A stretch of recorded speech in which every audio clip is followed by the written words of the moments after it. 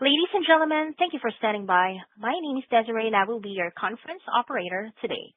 At this time, I would like to welcome everyone to the Lineage Third Quarter 2025 Earnings Conference Call. All lines have been placed on mute to prevent any background noise. After the speaker's remarks, there will be a question-and-answer session. If you would like to ask a question during this time, simply press star followed by the number 1 on your telephone keypad. If you would like to withdraw your question again, press the star 1. I would now like to turn the conference over to Ki Bin Kim, Head of Investor Relations. You may begin. Thank you, Operator. Welcome to Lineage's discussion of its third quarter 2025 financial results. Joining me today are Greg Lehmkuhl, Lineage's President and Chief Executive Officer, and Rob Crisci, Lineage's Chief Financial Officer. Our earnings presentation, which includes supplemental financial information, can be found on our investor relations website at ir.onelineage.com. Following management's prepared remarks, we'll be happy to take your questions. Turning to slide 2, before we begin, I would like to remind everybody that our comments today will include forward-looking statements under federal securities law. These statements are subject to numerous risks and uncertainties as described in our filings with the SEC. These risks could cause our actual results to differ materially from those expressed in or implied by our comments. Forward-looking statements in the earnings release that we issue today, along with the comments on this call, are made only as of today and will not be updated as actual events unfold. In addition, reference will be made to certain non-GAAP financial measures. Information regarding our use of these measures and a reconciliation of non-GAAP to GAAP measures can be found in the press release that was issued this morning. Unless otherwise noted, reported figures are rounded, and comparisons of the third quarter 2025 are to those of third quarter 2024. Now, I'd like to turn the call over to Greg. Good morning, everyone. Thank you, Ki Bin, and welcome to the Lineage family. We're thrilled to have you. As many of you know, Ki Bin joined us from a distinctive career at Truist, bringing 20 years of experience in the real estate industry, most recently as a leading sell-side analyst. He's now 2 weeks into his new role, and we are already feeling his positive impact. Let me start by walking you through our agenda for this morning. First, I'll recap our third quarter performance, which came in slightly ahead of our expectations. Then we'll review occupancy and price, followed by our latest view of supply and demand for our industry. We know this is an important topic that many of you are interested in. Following my remarks, I will turn it over to Rob Crisci, who will walk through the details of segment performance, capital structure, and our updated guidance. I'll then return to share closing comments before we open up the line for your questions. Turning to our quarterly performance on slide 4, total revenue increased by 3% and adjusted EBITDA increased 2% to $341 million, which is a quarterly record for the company. Total AFFO grew 6% year over year, and we delivered AFFO per share of 85 cents, which declined 6% year over year. As a reminder, our IPO occurred in the third quarter of last year, which impacts the comparability of these periods. Looking at our business segments, global warehousing performed in line with expectations, consistent with the outlook we shared on last quarter's call. Same-store physical occupancy improved sequentially by 50 basis points to 75%. And we anticipate further occupancy gains in the fourth quarter, consistent with the muted seasonal pattern we discussed last quarter. Same-store NOI increased sequentially to $351 million from $340 million, although it declined 3.6% year over year. Same warehouse storage revenue per physical occupied pallet remained stable, as expected, growing at 1%.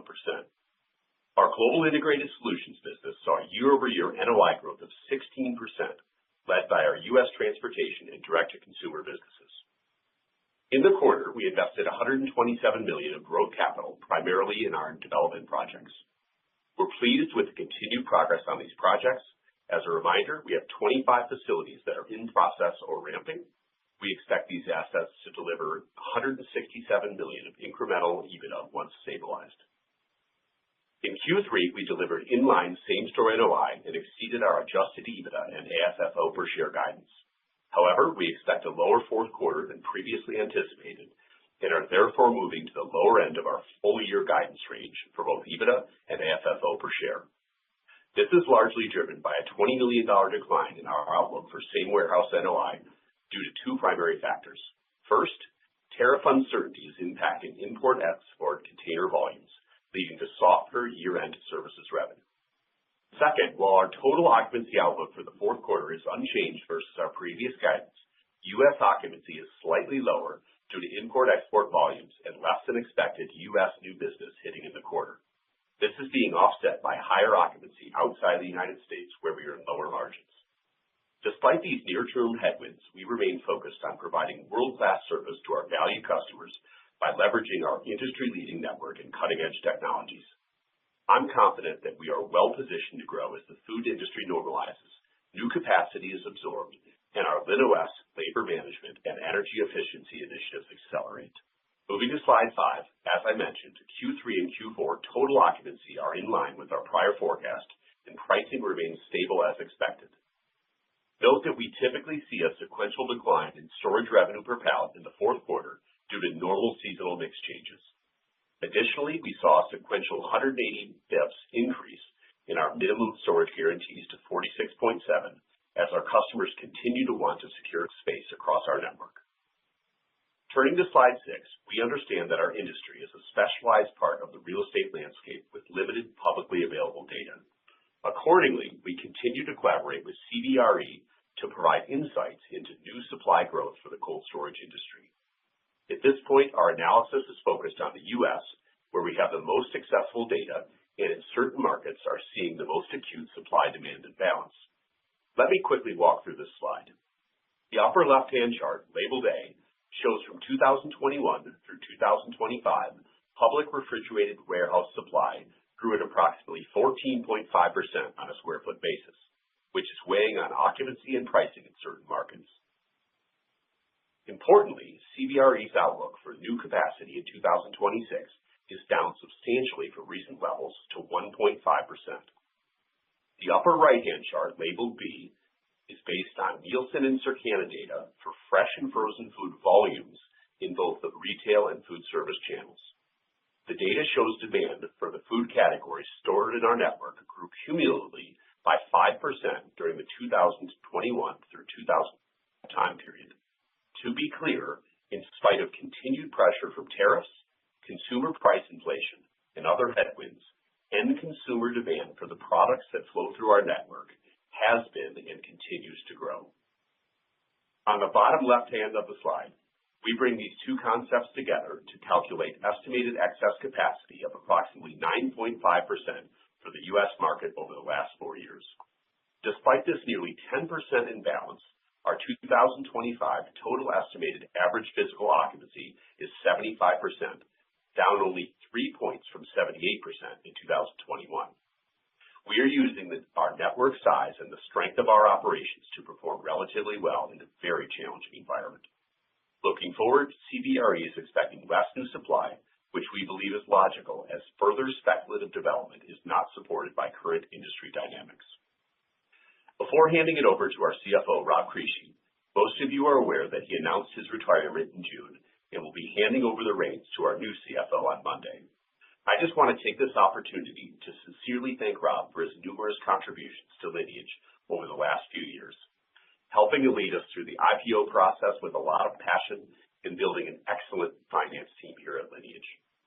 It's been a pleasure getting to know you both personally and professionally. Also cannot thank you enough for all your help in making this a smooth transition. I look forward to getting together in Sarasota and wish you the very best in retirement.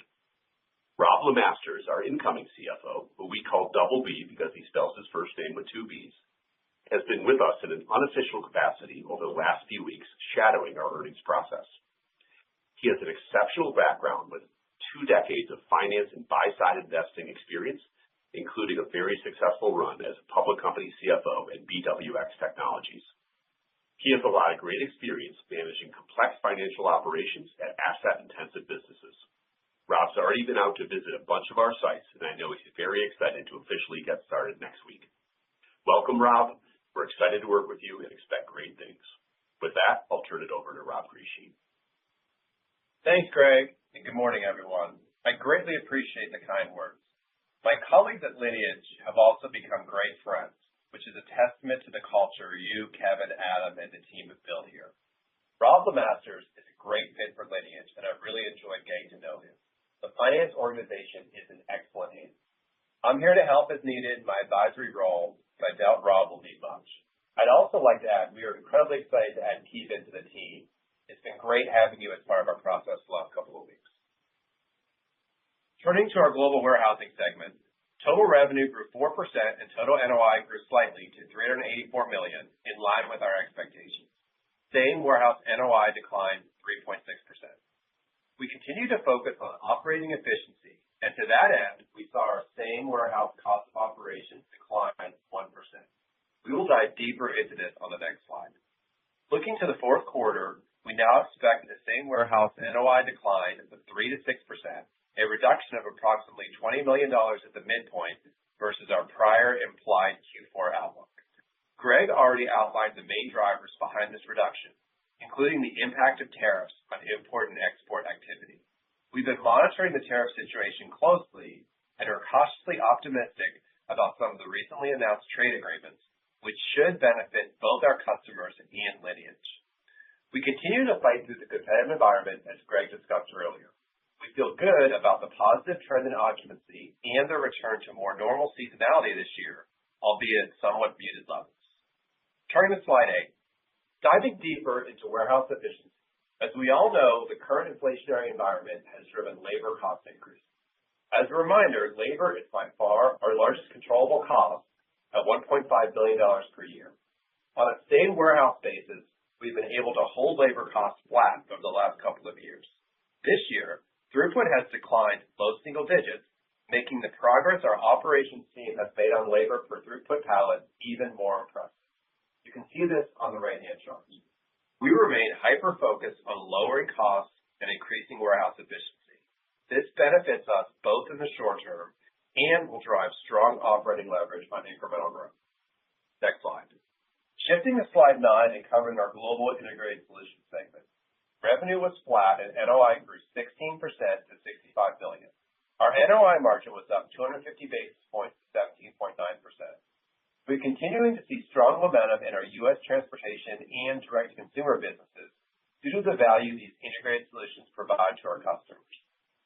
For the fourth quarter, we expect the strong momentum to continue with 10 to 15% growth.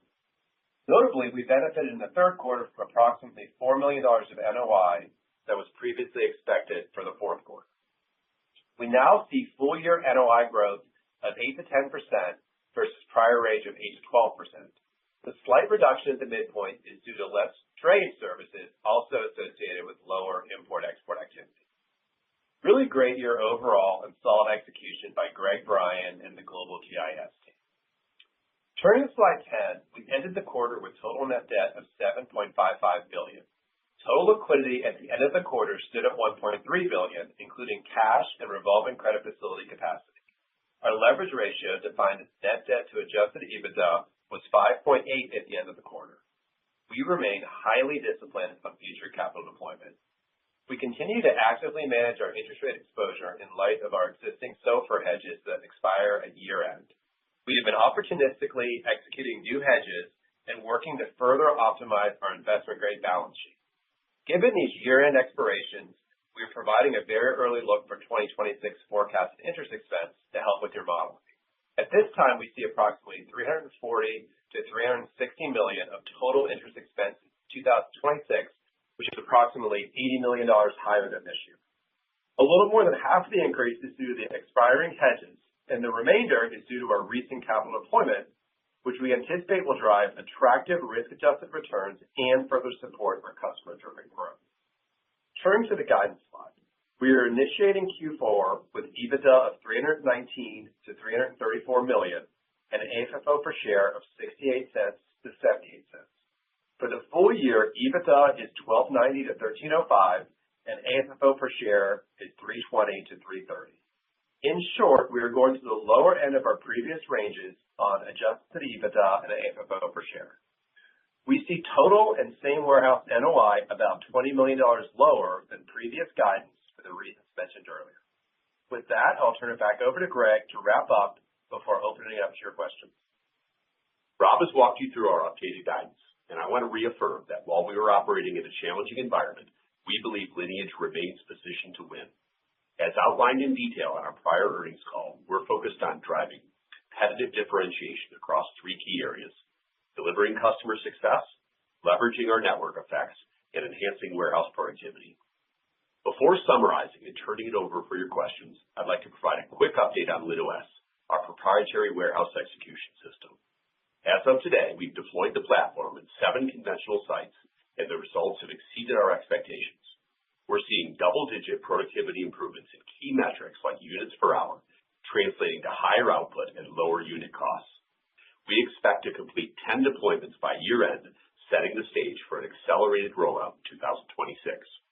We look forward to sharing more details at Nareit, where we'll be hosting an in-person and webcasted investor forum on Monday afternoon, December 8th. The presentation will focus on operational excellence and our LinOS technology. Turning to slide 13 and in summary, it's obviously been a very bumpy road since our IPO last July for our external investors and for our Lineage team, who are also owners of our company. But when I take a step back and look at the company, I see the largest, best-positioned player in a mission-critical business where underlying consumer demand has been growing, even in the face of some of the worst food inflation in decades. This is a great company in a resilient long-term industry that is clearly facing short-term challenges due to excess supply and macro headwinds like tariffs. The cash flow generation of our company remains strong. Our trading valuation is currently about half of the replacement cost of our assets, and we believe we have an unmatched portfolio of buildings in critical markets for our customers. While Q4 will be challenged due to near-term headwinds, there are green shoots of optimism, including less new supply coming online, growing demand, and potential global trade policy resolution. We grew this business successfully for 15 years leading up to the IPO, and while we can't predict the moment of inflection, we believe in this industry's fundamentals and that stability is on the horizon. In the meantime, we will continue to focus on the areas of our business that are under our control, becoming a leaner, smarter company, investing in our people, processes, and technology. And when the industry does inflect, we will come out stronger than ever. Finally, I want to thank our global team members for their dedication and commitment to our customers. Operator, I'd like to open it up for questions now. Thank you. We will now begin the question and answer session. If you have dialed in and would like to ask a question, please press star 1 on your telephone keypad to raise your hand and join the queue. If you would like to withdraw your question, simply press star 1 again. If you are called upon to ask your question and are listening via speakerphone on your device, please pick up your handset to ensure that your phone is not on mute when asking your question. We do request for today's session that you please limit to 1 question and re-queue for any additional question. Thank you. And our first question comes from the line of Caitlin Burrows with Goldman Sachs. Your line is open. Hi, good morning, everyone. I was wondering if you could talk a little bit more about that expected lower U.S. new business in 4Q. I guess, how important is new business versus existing business throughout the year and in 4Q specifically? And how has new business fared to date? And are you suggesting some change for 4Q, or is it more of the same? Thanks. Good morning, Caitlin. Thanks for your question. So let me just provide a little more color on the lower, on both the tariff and the new business front. So I think we're all sick of hearing about tariffs at this point, but we're definitely seeing the tariff uncertainty impact import-export volumes more than we did earlier this year, and certainly more than when we were guiding last quarter. So this has been specifically impactful in our West U.S. business unit, where the ocean import-export container volumes are down about 20% from where they were trending, most of the year through July and back when we gave guidance. And this is lucrative business with substantial accessorial revenue, like services for customs documentation, bonded fees, blast freezing. For example, in our seafood category, many customers ordered back in the summer and are bleeding down their inventory right now, awaiting tariff resolution. And they're telling us that while there's a possibility they'll reorder by year end, it's more likely going to be after the first of the year, and that's what our guide is based on. We're also forecasting that this impact of container volume not only hits warehousing same-store NOI, but it also hits GIS in the fourth quarter, as we provide a lot of drayage around the ports for our customers in our GIS segment. To your question more specifically on the new business side, competition in certain U.S. markets is impacting new business. And while we continue to expect to have a record new business year overall, and we continue to have a very strong pipeline, we're just forecasting a little bit less than we were previously guiding to hit in the fourth quarter. And obviously, the contribution margin on new business is very high given the fixed cost nature of our business, and therefore a relatively small change in new business revenue has an outsized impact on NOI, and that happens, the other way when we land a lot of new business as we get the positive operating leverage. Thanks. Our next question comes from the line of Michael Goldsmith with UBS. Your line is open. Good morning. Thanks a lot for taking my question. Greg, can you provide an update on the pricing strategy during the quarter, just given some of the demand headwinds that you talked about, and then also the supply? So just trying to get an update on how you've approached pricing as a lever to maintain occupancy. Thanks. Yeah, we've been first of all, I want to start by saying in Q2 we provided for the first time a multi-year revenue per pallet chart, both on services and rent, storage, and blast. And I think it's really important that I reinforce this every quarter, that the metric that we all look at externally is going to be volatile quarter to quarter, driven by a number of factors. Rate is certainly a piece of it, but volume guarantees, inventory turns, blast freezing volumes, commodity mix, exchange rate, seasonality all play in to that metric and cause a little volatility in the short term. That's why we provide that multi-year view to show that our pricing is making progress over time. And so in the quarter, there was no change to our pricing strategy. We will achieve, in some challenged markets, we did have to, talk about volume versus price as the year progressed. But overall, we'll see a net price increase between 1% and 2% this year.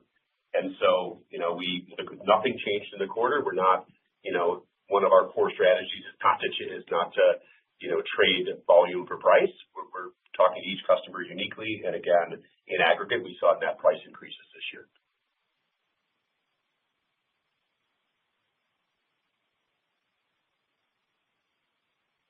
Next question comes from the line of Steve Sakwa with Evercore ISI. Your line is open. Thanks. Good morning. Greg, I appreciate the added color you provided on the excess capacity. And, it's nice to see that you guys didn't take as big of a hit on occupancy. But, given that there's still a lot of excess capacity, I guess, in the market overall, and there's still some new supply to come on in 26, I guess, just sort of what are your expectations looking forward kind of on that physical occupancy, and how is that excess capacity kind of being absorbed and priced in the marketplace against the, existing stock? Yeah, great question. So, at this point, the new supply is really just trickling in. You saw the CBRE, forecast for next year's 1.5% new capacity. We think that will stay the same or go down over time, as it just doesn't make sense to add more capacity speculatively in this market. And so when we look at this is really a U.S. phenomenon. It's not really the same situation outside of the U.S. And some markets remain challenged. Like, I've talked about Jacksonville and Miami in prior calls. Chicago's had a lot of new capacity, and we're having to, work through that new supply getting onboarded. But we are actually more optimistic about some key markets that have had, new capacity delivered in the last couple of years, like New Jersey, Dallas, and Houston. We basically absorbed that new capacity. We've worked through our book of business. We've kind of fought the fight, and now we're building back inventories in those markets. And so, I think it's market by market. And, once the supply gets delivered and we kind of, have those discussions with our book of business in that market, we think it's kind of a reset and we can build up from there. And that's what we're seeing in the markets that I just discussed. Next question comes from the line of Craig Mailman with Citi. Your line is open. Hey, guys. Just as we think about this, the third consecutive guidance cut we've had, I'm just kind of curious if you guys are having this much trouble underwriting your own portfolio. Like, how do we get comfortable with yields on the capital you're deploying into development and potential acquisitions that, we're not going to be a couple hundred basis points kind of below pro forma here? Because looking at your schedule, you still have a lot to stabilize. in terms of the portfolio. I think only about 15% kind of stabilized here. And just a second one to go sneak it in here. Just have you guys thought about is a REIT maybe the right structure for this company, given the fact that you guys are more of a 3PL than you are a real estate company, and it might be beneficial for you to be able to retain capital and redeploy that? Just some thoughts there. Yeah. So certainly, the last thing we want to be doing is sitting here lowering the fourth quarter. And the fact is our industry has been challenged, and with the new supply and very, very hard to predict, given, we talk to our 15,000 customers every month about them forecasting their volumes and what they're going to do. And it's very difficult for them to predict. And you heard that from the producers in their quarterly releases. So it's, we're the recipient of that short-term volatility. Again, the underlying demand for our products is growing, not shrinking. And we think that's good for the long term as we absorb this new supply and get back to kind of equilibrium in the market. And as I mentioned in the prepared remarks, we're not sure exactly when that is, but we feel very good about our positioning, about our technology, about all the things that we can control are going well. On the new developments, I mean, we track this every quarter. It's one of my KPIs for my bonus every single year. And we performed well versus our underwrites for many years and continue to do so. Those developments are generally customer-led developments. Many of them have, strict volume guarantees and revenue guarantees. And we're not out there building, spec buildings where we don't have, certainty that we're going to get the returns that our expectors expect. And so, is there pressure around? Are things uncertain? Absolutely. That's why, things performed pretty much exactly how we thought they would in the third quarter. And here we are looking at the fourth quarter, and our customers are telling us their container volumes are going to be down 20% in our largest business unit. And those are the type of things that are very, very difficult or impossible to predict. And all we can do is execute our plan, control our controllables, treat our customers great, treat our team members great, and work through this challenging time. Yeah, and I would say, we do believe REIT is the right structure for us. We have an incredibly valuable real estate portfolio. We think the benefits outweigh there really aren't very many negatives to being a REIT, so we're very, very happy to be a REIT. Yeah, I mean, if you can choose to pay taxes or not, we're going to choose not. Next question comes from the line of Ronald Camden with Morgan Stanley. Your line is open. Hey, just a lot of really helpful breadcrumbs on 2026 with the interest guidance and so forth. Going back to the question of excess capacity, I was just wondering if you could sort of think about the next 12 to 18 and in this sort of environment, what can you control and what do you think sort of the pricing versus occupancy impact can be and so forth? So what have you sort of seen in this sort of environment? Thanks. Sure. So on the pricing side, looking forward, we are a lot of our volume guarantees, for example, got reset in 25 or earlier this year in the first and second quarter after the big destocking from COVID that I talked about, the last several quarters. And now we're kind of at a kind of a more stable point. We are having conversations with customers already about 26 pricing. Those conversations obviously haven't been wrapped yet, but despite the new supply we discussed, we're targeting inflationary level increases, and we believe that we're going to be able to achieve net increases in the low single digits for 26. And we don't think we'll have to give up occupancy to achieve those, low single digit price increases. Our customers do understand that we have to pay our people more, and there is inflation out there. And we're not going to get 10%, but low single digit we think is very achievable, even with the supply. Great. Next question comes from the line of Michael Carroll with RBC. Your line is open. Yeah, thanks. Greg, can you give us some color on how Lineage was able to push their guarantee contracts up a little bit this quarter? I mean, is it abnormal to do this in the third quarter? And is that the reason why economic occupancy was up bigger sequentially in 3Q versus physical occupancy? It was the reason, and the reason for the volume guarantee progress is some new customer-led developments include long-term contracts with higher volume guarantees than our average. Also, our sales team, I mentioned on the last question that our volume guarantees got reset at a lower level, in the first and second quarter this year. We've kind of been through that pain, if you will. And now on new business, our sales team is doing a phenomenal job broadening the customer base that are utilizing volume guarantees. So our new business, despite the challenges in certain parts of the U.S., we're seeing new business come in with higher volume guarantees than our average. And so those are the two impacts.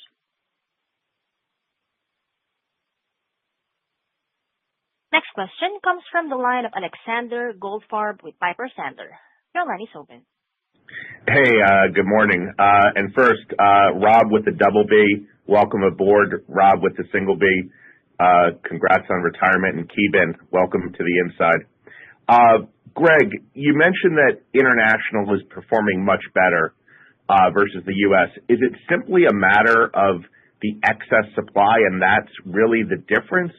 Or are there other things at work? I mean, there are always trade disputes from country to country. There are always, geopolitical things, inflation tension, whatever, happening overseas. So I'm just trying to isolate what the key difference is for why global is performing well versus the U.S. And I wonder if it's simply the supply or if there's other factors at work. Yeah. Hi, Alex, and good question. So I don't want to overemphasize this. I mean, the occupancy in the U.S. is a little bit lower than we were forecasting back in, after Q2, and Europe is a little bit higher. That's the difference. And the impacts they really are exactly what I laid out, Alex, and that's this container volume, which is mostly seafood, which I think everyone knows we love that business, 13% of our book. We were trending at literally like our customers are telling us that we're seeing right now as the quarter progresses, a 20% reduction in import-export volume, and that's impactful. And just more broadly, certainly in the U.S. in certain markets like the ones I mentioned earlier, there is competitive pressure, and those are the two big impacts versus what we thought before. But again, I mean, it's isolated markets that we are absorbing this capacity. We are keeping our occupancy up despite the new supply, and we're getting net price increases despite the new supply. So we think in a very unpredictable and very challenged environment, the company's executing as well as possible. And it's another benefit having a very diversified global footprint, right? So we can benefit from growth in other markets that, to help balance out our overall performance. So I think it's a positive for Lineage overall. Thank you. Thanks, Alex. Next question comes from the line of Tayo Okusanya with Deutsche Bank. Your line is open. Hi, yes. Good morning, everyone. Keeban, welcome aboard. Rob with the double B, also welcome aboard. First quarter in a while, you guys really haven't done much on the acquisition side. Just curious what you're seeing from that perspective. I'm also kind of curious, again, is it just really more tied to your overall cost of equity right now that you slowed down, or kind of how you're kind of looking at acquisitions going forward? Yeah, so we're highly disciplined as always in capital deployment. We're cognizant of developments that we're working on. We see our leverage ratios; they're in a really good spot. We don't obviously view our equity as a place that's anywhere but very, very undervalued. So we're not interested in issuing equity, and so we're managing the portfolio, and we'll be real smart on capital deployment. There's obviously a ton of opportunity out there, and there's more things becoming available in the market. So we'll be opportunistic, but we're going to be very disciplined. Gotcha. Next question comes from the line of Greg McGinnis with Scotiabank. Your line is open. Hey, good morning. Greg, I was hoping to get some more insight into the earnings commentary regarding the improvement in fresh and frozen demand that Lineage is seeing. Is that in reference to the Q3 seasonality trend, or is there something more broadly that you're seeing in the market? So it's third-party data that's go ahead, Greg. It's not our view. It's third-party data. Yeah, this is third-party data from Nielsen, which is the retail data, and then Circana is the rolled-up food service data. So it's the full picture of food consumed in the United States from the two best sources that we purchased this last quarter, because we had our data showed that underlying demand was growing, but we didn't have third-party data, so we want to We want to provide that every quarter. And what that shows is continual growth in the categories that we supply in fresh and frozen. It's, we very much believe it's accurate, and it's what we thought. Despite the elevated food inflation, the underlying categories continue to grow. Next question comes from the line of Dan Guglielmo with Capital One. Your line is open. Hi, everyone. Thank you for taking my question. You all mentioned the stronger international trends versus the U.S., which does align some with what we've seen for other global brands this earnings season. Can you just remind us what the rough revenue breakdown is between the U.S. and international? And then are there certain international markets where you see opportunities to lean in? Yeah, so overall, we're 70-30, sort of U.S. versus rest of the world. Yeah, I think Europe overall, our European team is crushing it and winning in a lot of different markets in Europe, and we're excited about continued growth there, both in same store and non-same store. Next question comes from the line of Vikram Malhotra with Mizuho. Your line is open. Morning. Thanks for taking the questions, and congrats everyone on their new roles. I guess just two clarifications. One, on just the numbers, maybe you can share some color on what you've seen in October specifically to keep sort of the occupancy seasonal uptick.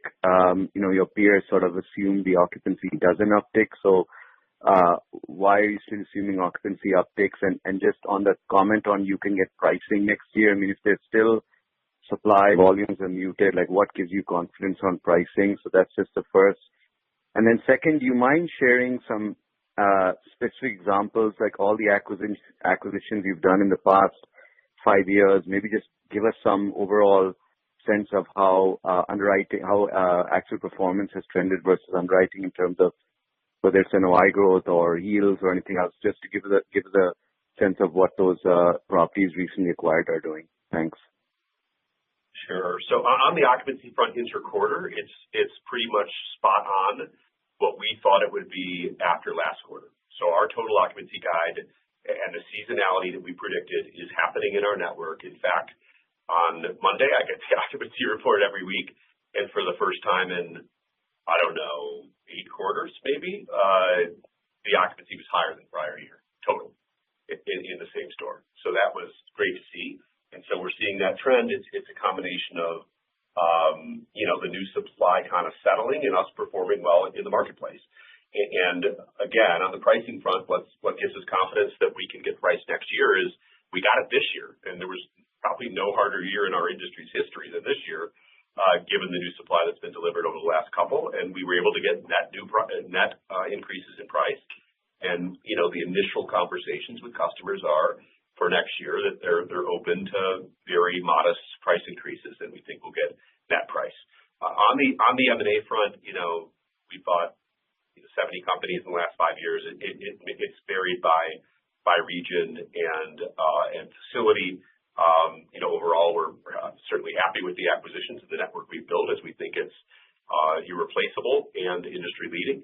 And, we don't break down each individual past acquisitions. We roll admin up into global admin, and a lot of things change when we buy, but we certainly make progress on cost, productivity, occupancy, as we roll companies into the Lineage family. Next question comes from the line of Blaine Heck with Wells Fargo. Your line is open. Great, thanks. Good morning.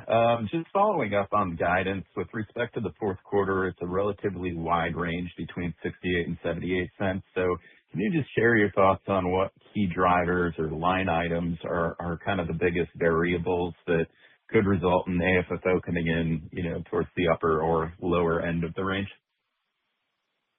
Yeah, so the biggest thing obviously we can manage is the recurring maintenance CapEx, and and for the fourth quarter, it's always typically our seasonally highest quarter. We expect that again. That certainly can move $5 or $10 million, based on spending. Obviously, same store NOI is the thing we care about the most, and we're working hard to, as Greg mentioned, so far October's looking okay, but that's embedded in our guidance. But certainly if we have more year-end activity, then that'll help because really services revenue and a lot of that is related to these tariffs and containers. And so as Greg mentioned, that could certainly get a lot better at the end of the year.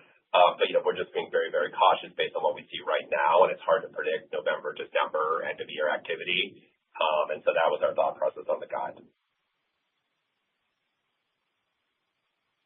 Next question comes from the line of Michael Lewis with Truist Securities. Your line is open. Great. Thank you. Well, we're welcoming people. I'll welcome Rob. I'll, of course, welcome my good buddy and pal, Keeban, and maybe welcome myself to the covering this name as well. My question... Thank you. My question, I wanted to ask, I don't think anybody asked about this lapse in SNAP benefits, right? So it'll be a temporary thing. I just wonder if there could be any impact on 4Q from that. Surprisingly to me, I guess 1 out of every 8 Americans is on food stamps. Is there any potential for that to cause anything in the numbers in 4Q if this drags on, or is that not really a concern? Yeah, and Keeban's concerned because part of his comp package is food stamps. So, let me start with the SNAP, but I'll talk more broadly about the government shutdown. So just a little context on SNAP in overall food consumption. So in 24, U.S. consumers spent roughly $2.7 trillion on food, and the SNAP benefits from the federal government were about $100 billion, or about 4% of total food expenditures. But the data shows that for every dollar in change in SNAP benefits, the total food spending only changes about 30 cents because consumers just change their budgets and they're going to continue to eat. And so, who knows what's going to happen here if the courts are going to step in or the states are going to pick up the tab or it just goes back to normal. But even in the most dire case where SNAP benefits are completely eliminated, the impact on total food consumption would only be about 1%. And so we do not see this being a meaningful impact in the short, medium, or long term, as we don't think it'll totally go away. And even if it did, it's 1% of total consumption. More broadly, on the government shutdown, we are seeing other impacts.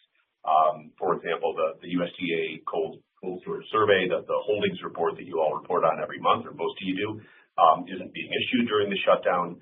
We are seeing import-export border delays. So while customs is operational, the FDA, the EPA, the USDA all have reduced staffing, leading to delays in inspections and certifications and documentation. So we are seeing, as a result of that, some increased dwell times at the ports and terminals. We're also seeing delays in export license approvals. But I think most importantly, though, the USDA and the FDA actual food inspections have been unaffected. Next question comes from the line of Samir Kanal with Bank of America. Your line is open. Yeah, good morning, everybody. I guess, Greg, I was looking at this chart on page 30, which is the presentation you have up there, where you show economic and physical, and 80% economic today. I mean, do you have data going back prior to, let's say, 21 and even 2020? Just trying to see if there was any other time before 2020 or 21 where occupancy was below 80%. It's clearly been a problem forecasting occupancy in this business, so trying to figure out, how today's levels compare to historically, before 2020. Thanks. Yeah, good question. And hey, this second half, we did forecast occupancy accurately, to be clear. But you're right, it is very, very challenging to forecast it in this environment. And the answer is, it's very challenging to go back prior to 2020 because we bought so many new companies in that time frame, and the same store pool is so different. And so, I do think just from my memory, not supported by like for like data. There was certainly times prior to 2021 where our occupancy was lower than it is today. I'm thinking about, 2016, 17, 18, back when we were just kind of still a young company and much smaller. Obviously different footprint. We weren't in Europe yet, we weren't in Asia yet. But yes, there was times in our core business where economic occupancy was lower. Next question comes from the line of Michael Mueller with JP Morgan. Your line is open. Yeah, hi. Curious, what are your larger customers telling you at this time about volume expectations for 2026? And have you seen any customers wanting to shrink their fixed commitment agreements yet? So 2026 is very difficult to predict, and I think that's what our customers are telling us. We're just in the midst of our, we don't even have October numbers final yet. We're just in the midst of our business unit presidents are working on their 26 budgets right now, and we're with the finance team next week, and I'll see a roll up in a couple of weeks. And certainly puts and calls as I sit here today, but hard to predict, and that hard to predict is driven by all the conversations we're having with our customers worldwide who see their business as hard to predict. And so, we'll see. We'll be continuing to have those conversations through the budget cycle, but as far as the volume guarantees, as I mentioned, Michael, a lot of them got reset in the first half of this year. And we think that we're at a very healthy level of volume guarantees now. We're actually kind of reset the bar, and now we're making a little bit of progress. I wouldn't see those, dropping a bunch more. I don't think we have kind of an overhang of incremental resets, and new business that we're earning, as I mentioned, is coming in with slightly higher volume guarantees than our average. Next question comes from the line of Todd Thomas with KeyBanc Capital Markets. Your line is open. Yeah, hi, thanks.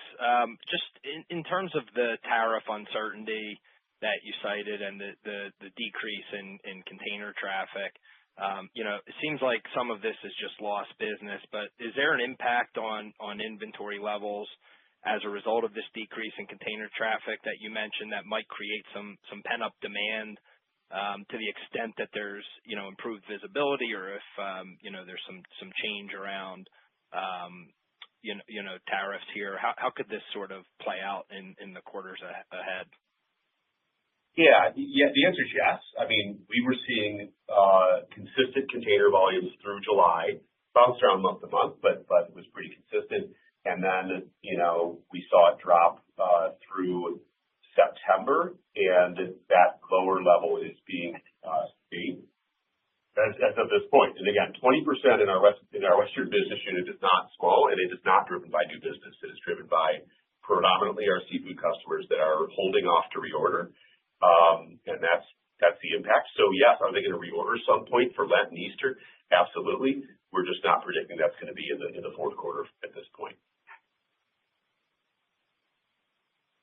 Next question comes from the line of Nick Thillman with Baird. Your line is open. Hey, good morning, everyone. Just as we think about the excess capacity you all highlighted within the presentation, we're hearing a lot from the food manufacturers on restructuring, rationalizing supply chains. I was wondering if there's anything Lineage has been doing on their own network, whether it be closing underutilized facilities or just rationalizing their footprint within the U.S., being a large player, that could maybe close that gap with excess capacity we're just seeing from a national picture. Yeah, great question. So there's kind of two things going on with customers. The first big one, the huge impact over the last couple of years was the destocking from COVID. We think that's behind us. That's really good. They're at kind of back to normal inventory levels or bouncing across the bottom, but certainly there's not more excess inventory that's being depleted at this point broadly. There's customers who have been optimizing their supply chains across my 30-year career, and we're their partners in helping them position inventory properly to satisfy their customers' requirements and help them determine, how much to store where and how to transport those products into our facilities and out to their customers. And so, Tyson's a great example of that. We were right in the middle of their optimization, and we're the recipient of more business given that optimization. And we're having those conversations with customers all the time. On the new supply, as far as kind of how it could come out, it's an excellent question. We've idled 8 buildings so far this year. We know some of our competition has as well. And we do that for obvious reasons. We, take out the labor, we lower or eliminate the energy costs, and we're able to move that business into adjacent facilities. And that's part of what's so great about having such a large, dense network, is that we have the opportunity to do this where much of our competition doesn't. And so, if you look at other ways that capacity is going to come out, we're idling, others are idling old buildings that have higher maintenance capex that are not needed, where we can move that product elsewhere. We also feel that some of the new operators are really struggling as they have a high basis in their properties if they own the assets, and they're paying very high leases if they lease them, and because they built at peak construction cost timing. And so we believe that some of these companies are going to not succeed, and we plan to assess these opportunities for consolidation, and bring those facilities into our network as they present themselves. I think an important caveat to that is that not all warehouses are created equal, and we're pretty good at making strategic acquisitions for the capacity only when it makes sense for our network. We also believe that some of the inventory that's been added was just added in the wrong locations, or it was built in a way, the actual development itself and the configuration of the building makes it fundamentally disadvantaged, and we think it will just fail in the medium term. And so, we think capacity will come out that way as well. And we are hearing directly from some competitors that they're struggling in a big way, and there is instances where companies have closed their doors as well. Next question comes from the line of Tayo Okusanya with Deutsche Bank. Your line is open. Yes, thanks again. Could you talk a little bit about sort of labor on your same-store pool, kind of pretty well managed, but on the non-same-store pool, some kind of large year-over-year increases, kind of understanding you've added kind of new assets over time, but just kind of curious, are these newer assets just, again, lower occupancy assets, but already fully staffed, or kind of what's kind of happening on the non-same-store side to kind of have these really large jumps even with the increased number of facilities? Yeah, good question. On the non-same-store pool, frankly, I wouldn't focus on it because there's so much going on there. We have 25 buildings either ramping or in development, and we have to, for example, in that labor line is our general manager and our assistant manager and our supervisors, and we hire them before a pallet even hits the building. And so all these are in different phases of the J curve, and so you'll see kind of abnormalities in that labor line until they move into the same-store pool. And our last question comes from the line of Caitlin Burrows with Goldman Sachs. Your line is open. Oh, hi again. I had a question on the pricing side. So one of the concerns I've heard from investors is that I think it's like half your portfolio is on one-year agreements, so those were recently reset in 25, but the other half, that means they're on leases from a few years ago. Maybe you could tell us how far back they go, but what's the risk of rent roll-downs from those older contracts that were established a few years ago in 26? And is that incorporated into your view of low single-digit rate increase in 26, or is that 26 low single-digit price increase only related to those one-year agreements, and the rest could be an incremental headwind? No, great question. We don't see, overhang from long-term agreements that are going to get reset at lower levels, and definitely all those are included in our projections of low single-digit net price increase. That concludes the question and answer session. I would like to turn the call back over to Mr. Ki Bin Kim for closing remarks. Thank you. On behalf of the entire Lineage team, thank you for joining us today. We hope you will be able to attend our NAREIT Investor Forum on Monday, December 8th, where we will highlight our operational excellence and unique LinOS platform. We look forward to speaking with you again. Thank you, everyone. Thanks, everybody. Ladies and gentlemen, that concludes today's call. Thank you all for joining in. You may now disconnect.